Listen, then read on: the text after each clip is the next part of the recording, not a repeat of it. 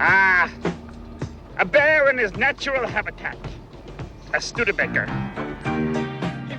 Kermit and Fozzie's car from the original Muppet movie is about to undergo a makeover, says Kyle Sater, the curator of the Studebaker Museum. That's because the car is a 1951 Studebaker Commander. You know, it's neat to have as is, but we'd love to kind of get it back to what it looked like in the movie. And it was a father and son who donated it to the museum, I think in 2004. So we've had it for going on, 15, 20 years. So it is a 1951 Studebaker Commander. You can see it's seen better days, right? But it is the original car that was in the movie, used in the movie. This car required major modifications in order to create the illusion of the Muppets driving the car.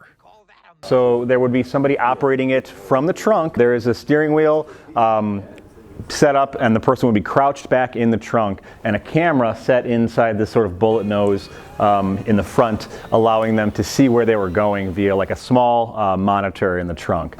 About 15 years ago, a father and son donated this iconic car to the Studebaker Museum.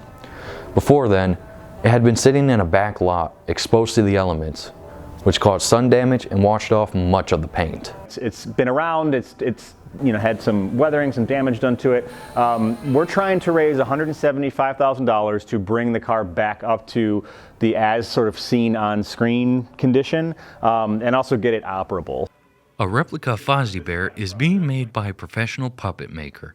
It is estimated that it will take 1 to 2 years in order for the car to be restored and operational.